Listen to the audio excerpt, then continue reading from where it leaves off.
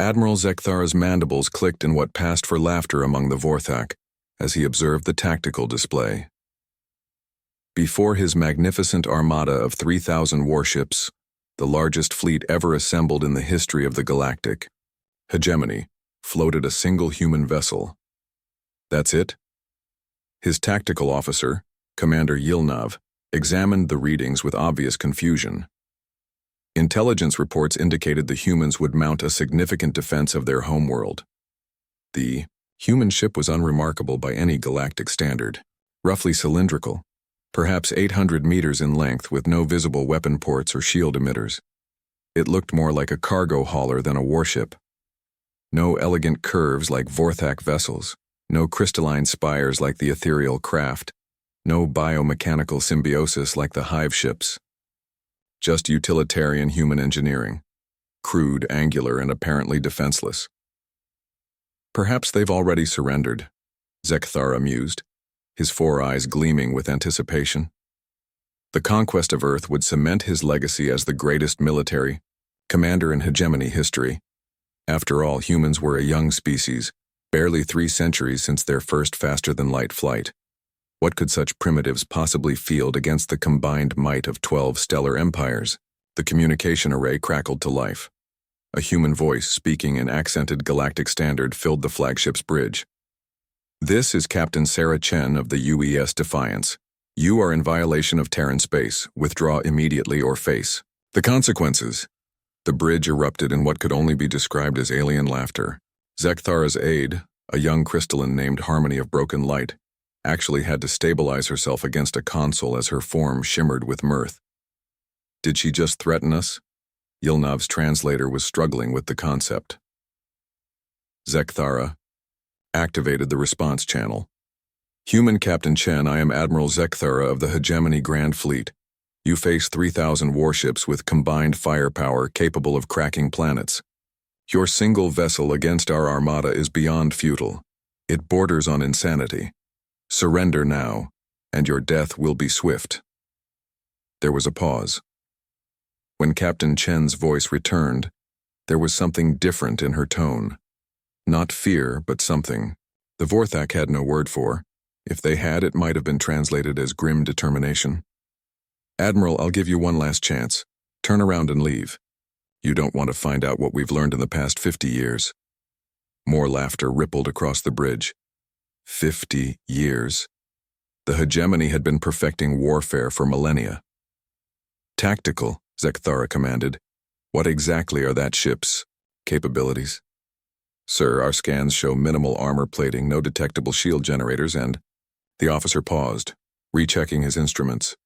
No visible weapon systems whatsoever. I'm reading some kind of unusual energy signature from their core, but nothing that registers on our threat assessment protocols. Then let us demonstrate proper military might, Zekthara declared. All ships target the human vessel. Fire a warning volley, just enough to disable their engines. We'll take prisoners for questioning. The Armada's response was magnificent. Thousands of energy beams, lanced through space, plasma cannons, particle beams, quantum disruptors, and exotic weapons from a dozen species. Enough firepower to level a city converged on the small human ship.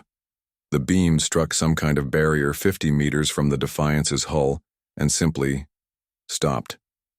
Not reflected, not absorbed.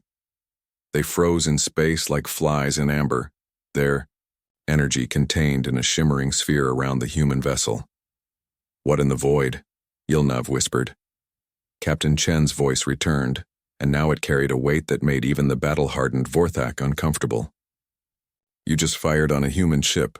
That was your choice, Admiral. Now let me show you what 50 years of human engineering can accomplish when we're really, truly angry. The Defiance rotated slowly, bringing what appeared to be a simple sensor array to bear on the center of the hegemony formation. There was no visible weapon charging, no energy buildup, no warning signs that 3,000 vessels worth of technology could detect. Then it fired. Light itself seemed to bend around the human ship. Space twisted, and for a moment reality appeared to hiccup. The effect was subtle, barely visible, lasting perhaps 1/10 of a second. Zekthara was about to mock the pathetic display when his tactical officer began screaming, Sir, we're reading massive energy cascades across the entire fleet. Ships are reporting total system failures. Weapons offline, engines dead, life support failing. Impossible. One ship cannot... Sir, another officer interrupted. I'm detecting some kind of quantum interference pattern. It's rewriting the molecular bonds in our hull plating. The entire fleet is... The officer couldn't finish, but the view screen showed the horrifying truth. Across 3,000 ships, hulls were simply dissolving. Not exploding, not burning, just ceasing to exist at the molecular level. Within minutes, the mightiest armada in galactic history had been reduced to expanding clouds of component atoms. Only Zekathera's flagship remained intact, apparently by design. Captain Chen's voice filled the bridge one final time. The weapon you just witnessed is called a quantum dissociator. We invented it after studying the wreckage of every ship that ever attacked us. Every time someone fired on humans, we learned something new about their technology, their weaknesses, their fears. The human ship began to turn away, its business apparently concluded. 50 years ago, we were primitives with crude nuclear weapons, but you kept attacking us, kept forcing us to innovate, kept pushing us to become something more dangerous than you could imagine. Every assault, every invasion, every easy conquest taught us new ways to kill. Zekathera found his voice. What are you? There was what might have been a smile in the captain's final words. Admiral, we're humans, and you just reminded us why the galaxy should be afraid. The Defiance vanished into faster-than-light travel, leaving behind only cosmic dust and one very educational survivor to spread the word.